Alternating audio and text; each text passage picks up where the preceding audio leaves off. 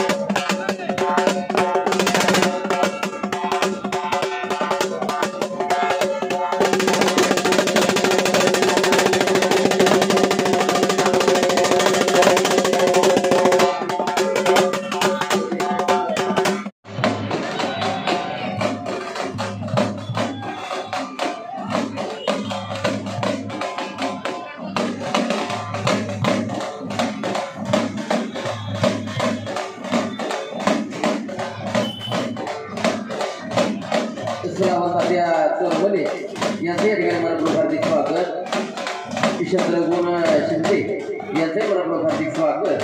सहर्ष स्वागत प्रशांत शिंदे यांचे मनपूर्वक हार्दिक स्वागत. सहर्ष स्वागत दादासाहेब शिंदे यांचे या ठिकाणी मनपूर्वक हार्दिक स्वागत. सहर्ष स्वागत पैलवान अनिल कचरे यांचे मनपूर्वक हार्दिक स्वागत. सहर्ष स्वागत साखर चोरमले यांचे मनपूर्वक हार्दिक स्वागत. सहर्ष स्वागत ऋतुराज शिंदे यांचे या जयंती निमित्ताने मनपूर्वक हार्दिक स्वागत. माधव चोरमले यांचे या ठिकाणी मनपूर्वक हार्दिक स्वागत. सहर्ष स्वागत प्रशांत शिंदे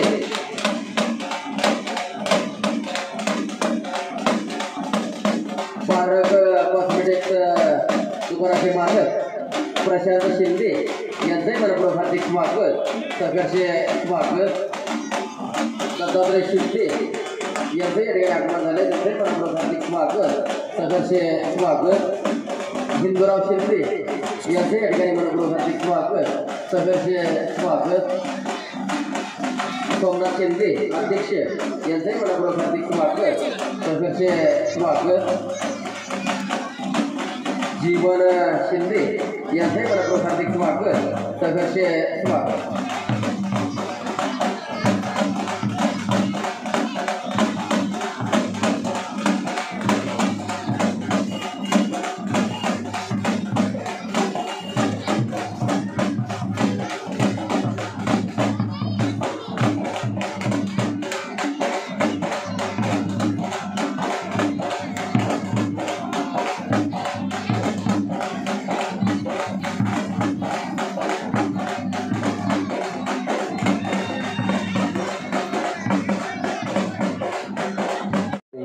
केवळ भारताच्या नाही तर जगातील सर्वश्रेष्ठ प्रशासिका, सर्वश्रेष्ठ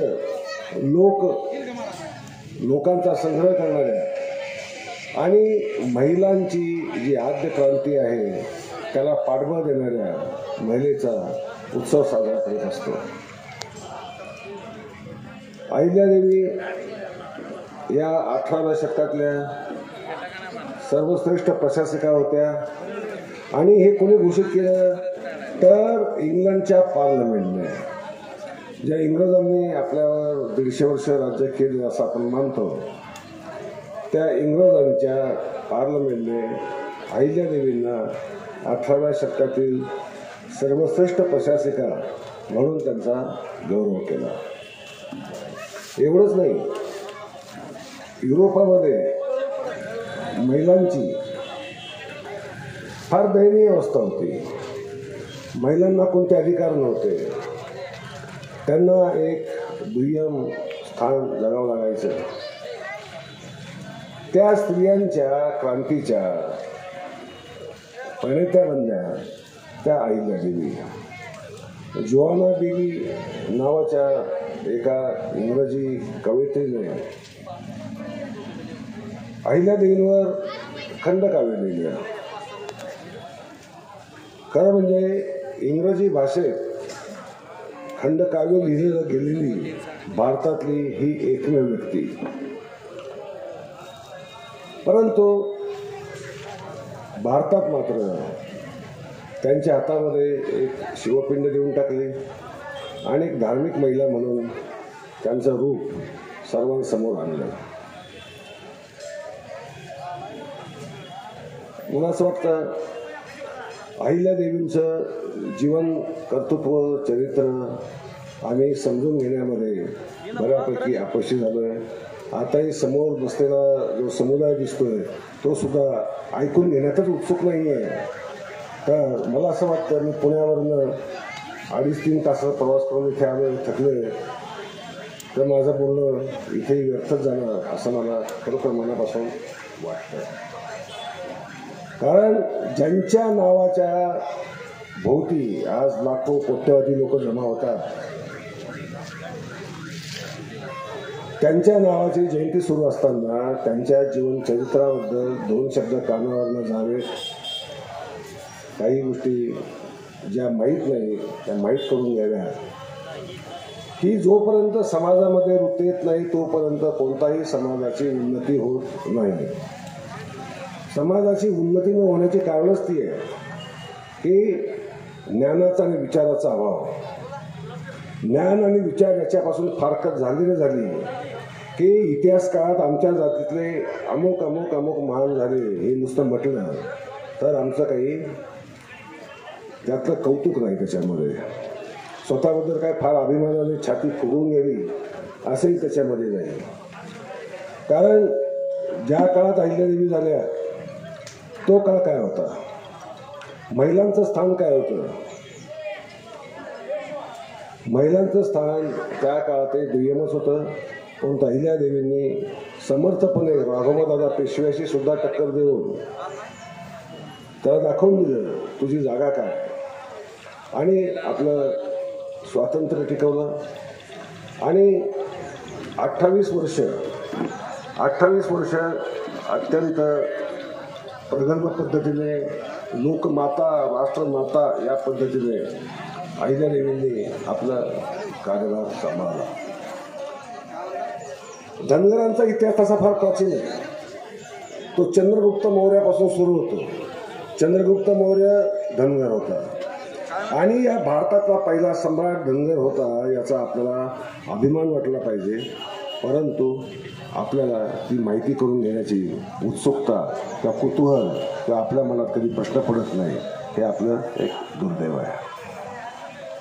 मल्हारराव होळकर दौलतीचे पहिले सुभेदार ज्यांनी जीवनात 58 लढाया केल्या, एकाही लढाईत ते पराजित झाले नाहीत. तुकोजी राजे होळकर ते टिपू सुलतानावर तुंगभद्रा नदी ओलांडून विजय मिळवला. ते फार आटके पार गेलेले तुकोजी होळकर, ज्यांनी इंग्रज मराठा युद्धात वडगावला इंग्रजांना धूळ चारले ते तुकोजी राजे होळकर.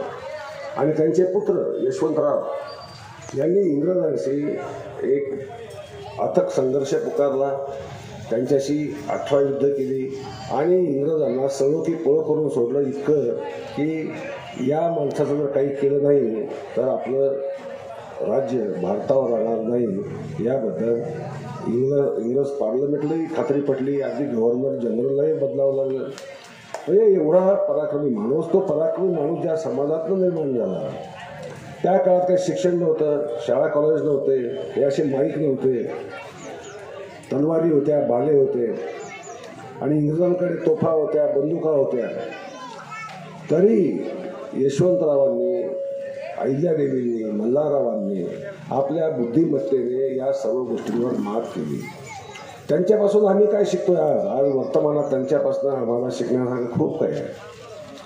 यशवंतराव, मल्हारराव आणि अहिल्यादेवी यांची जर राजनीती जर आम्ही समजून घेतली तर राजकारणात आज जे हरपलेलं भान आहे, हरपलेलं श्रेय आहे, हरपलेल्या ज्या गोष्टी आहेत त्याशिवाय परत मिळू शकणार नाही. मल्हाररावांनी एकाच वेळेस एकीकडे पेशवे, दुसरीकडे राजपूत, तिसरीकडे मोगल, चौथीकडे इंग्रज असे 4 शत्रू चारी बाजूने असताना, पेशव्यांचा सुद्धा दबाव असताना या सगळ्यांचं राजकारण एवढ्या शिस्तबद्धरित्या सांभाळलं की त्यामुळे मल्हारराव हे अजिंक्य राहिले. हे युद्धातही अजिंक्य राहिले आणि राजनीतीतही अजिंक्य राहिले. त्यांच्यापासून आम्ही काय शिकतो? आम्ही काही शिकत नाही. आम्ही त्यांचा अभ्यासच करत नाही, त्याच्या रणनीतीचा अभ्यास करत नाही, त्याच्या राजनीतीचा अभ्यास करत नाही. आणि मग स्वाभाविकपणेच आमच्या वाट्याला जे यायला पाहिजे होतं, जेवढं यायला पाहिजे होतं त्यातल्या 2-5% राज्यातील महत्त्वाच्या आणि आपल्या भागातील ताज्या बातम्या पाहण्यासाठी आजच आमच्या विश्वसंचार न्यूज YouTube चॅनलला सबस्क्राईब करा व बेल आयकॉन प्रेस करा.